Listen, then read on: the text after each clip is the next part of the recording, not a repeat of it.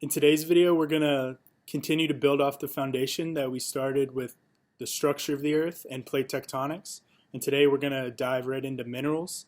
We're going to talk about how to identify them, how they form, where they can be found, and what they're used for in everyday life.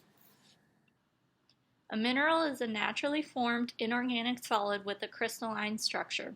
We will break down the terms in this definition while we discuss the four characteristics of minerals. The first characteristic of a mineral that we're going to talk about is that they are naturally formed. This means that all minerals are made by natural processes of the earth through intense heat and pressure. This also means that a mineral cannot be man-made, and you won't find any minerals being produced in a factory or a lab. The second characteristic is that minerals are inorganic. Life on Earth, such as plants and animals, are considered organic, which just means that they are made of organic compounds. This is also why living things on Earth are called organisms. Anything else that is non-living and not made from organic compounds is considered. Our third characteristic is that minerals must be a solid. You guys should obviously know what this means by now, but it just means that it can't be in a liquid or gaseous state. To give an example, water is not a mineral when it's in its liquid form. However, once it's in a solid state, ice can be considered a mineral because it's naturally occurring if the weather is cold enough. It's inorganic, meaning it's not made of plants or animals, and it's a solid, and it also meets our fourth criteria that we're going to go over next, and that's having a crystalline structure. The fourth and final characteristic of minerals is that all minerals must possess a crystalline structure. This crystalline structure simply means that the atoms in the mineral are arranged in a fixed, orderly, and predictable manner. This last characteristic also means that a mineral will have a fixed chemical makeup. To continue our ice example, you may know that water in the ice has a fixed formula of H2O. That means there's 2 hydrogen atoms for every 1 oxygen atom. But how are minerals even formed? Keep in mind that most minerals are found within rocks, so many minerals are formed when those rocks are formed.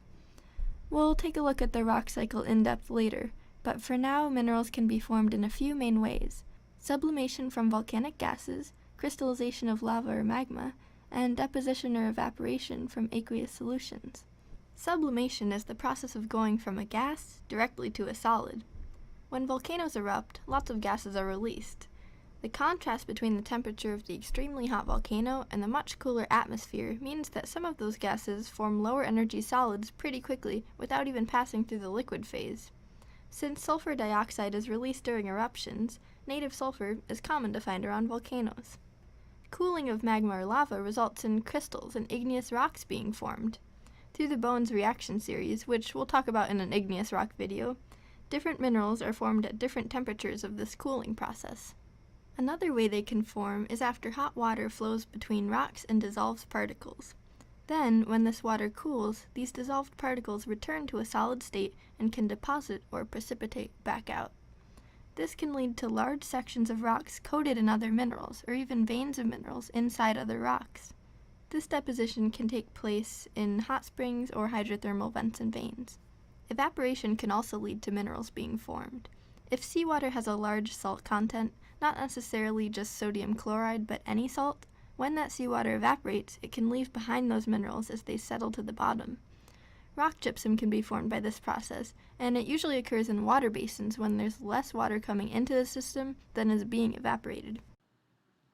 Around 99% of the minerals in the Earth's crust are made up of 8 different elements, which include oxygen, silicon, aluminum, iron, calcium, sodium, potassium, and magnesium, which can be combined in different ratios in order to produce different minerals. This process is similar to combining different ratios of flour, sugar, and eggs for a recipe while cooking in order to produce different foods such as bread, pasta, cookies, or muffins as this. So you might be asking yourself, why don't we see minerals everywhere we look? Well, if you've ever played Minecraft, you know that you have to dig deep down to find minerals such as diamonds and emeralds, and even then they're pretty rare to find. And this is actually pretty accurate because these minerals are formed deep below the Earth's crust inside the mantle, and they can only be brought up to the crust where we can actually access them by natural Earth processes. On Earth, there are over 2,000 varieties of minerals, some of which are seen here. As you can tell, they come in a wide variety of colors, shapes, sizes, textures, and all sorts of different physical characteristics. Minerals have quite a few uses in our everyday life. Just to give you an example, this here is a rough, uncut diamond. Of course, we use diamonds for jewelry. We also use diamonds in construction applications, as the tips of saw blades, and a variety of other industrial uses.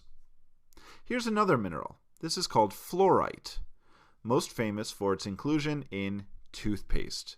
Yes, when you see the name fluoride on a toothpaste, that means it's made out of the mineral fluorite.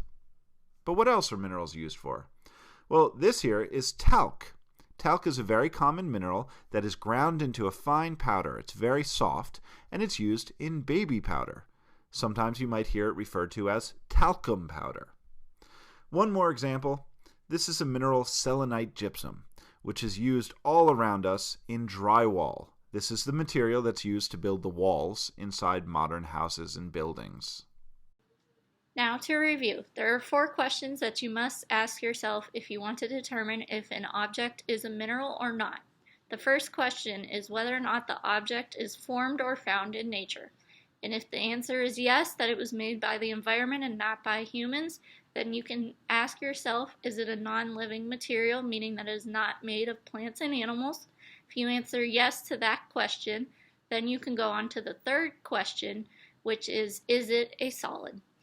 And if the answer is also yes, and it is not in a liquid or a gaseous state, you can move on to the last question, which is, does it have a crystalline structure?